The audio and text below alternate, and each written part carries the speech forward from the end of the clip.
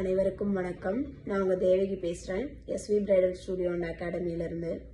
இப்போ ஒரு sister call பண்ணியிருந்தாங்க. அவங்க நேம் பார்த்தீங்கன்னா சாந்தி. அவங்க என்ன சொல்கிறாங்க அப்படின்னா, சிஸ்டர் எனக்கு ஆர்டர் வருது, நான் கொடுக்குறேன். ஆனால் அதில் வந்து நான் ஒரு 10 ஆர்டர் கொடுக்குறேன் அப்படின்னா அதில் 8 ஆர்டர் எனக்கு ரிட்டர்ன் வருது அப்படின்னு சொல்கிறாங்க. அவங்க சொல்லும்போது எனக்கு ஒரு ஞாபகம் வந்துச்சு. அதுக்கு முன்னாடி ஒரு சிஸ்டர் கால் பண்ணாங்க. அவங்க கால் பண்ணிவிட்டு ப்ரீவியஸாக ஒரு 2-3 டேஸ் பேக் இருக்கும். அப்போ அவங்க கால் பண்ணிவிட்டு என்ன சொல்கிறாங்கன்னா, சிஸ்டர் நீங்கள் சொன்ன ஃபார்மேட்டில் நான் எல்லாமே போட்டுட்டேன், லிஸ்ட் அவுட் பண்ணிட்டேன், ஆனால் எனக்கு ஆர்டரே வரல அப்படின்னாங்க.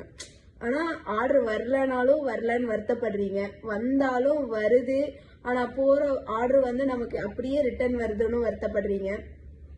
இப்போ சொல்லும்போது எனக்கு ஒரு இதுதான் ஞாபகத்துக்கு வந்துச்சு. என்னென்னா, ஒரு 2.5 மணி நேரம் நம்ம ஒரு படம் பார்க்க போகிறோம் அப்படின்னாலும் தேட்டருக்கு போகும்போது என்னடா வில்லனே இல்லை, சுவாரஸ்யமாகவே இல்லை, இன்ட்ரெஸ்டாகவே இல்லை அப்படின்னு நம்ம நினைக்கிறோம்.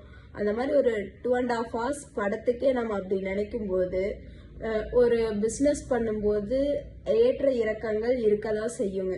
அதான் வந்து அவங்க ஏன் ரிட்டர்ன் அனுப்புகிறாங்க அப்படிங்கிறதும் அவங்க மென்ஷன் பண்ணியிருப்பாங்க. ஒரு சில நேரம் ஆர்டர் போட்டதுக்கப்புறம் கிளைண்ட் அவங்களுக்கு ரீச் ஆகிற டைமில் கிளைண்ட் இல்லாத ரீசன்னால, கால் எடுக்காதனால நமக்கு ரிட்டர்ன் வரும்.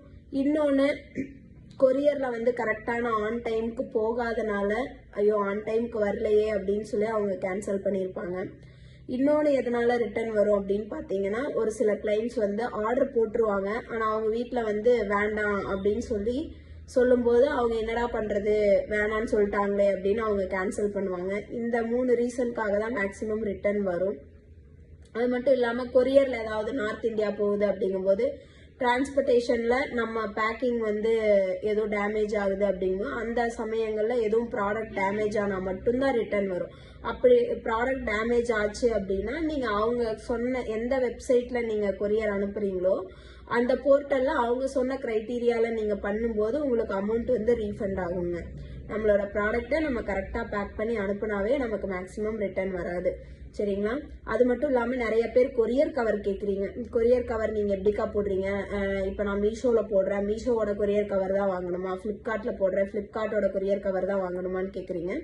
அப்படியெல்லாம் கிடையாதுங்க. உங்களுக்கு நியர்பை உங்களுக்கு எது பட்ஜெட் ஃப்ரெண்ட்லியாக இருக்கோ அந்த கொரியர் கவரே வாங்கி நீங்கள் கொரியர் அனுப்பிச்சிக்கலாம்.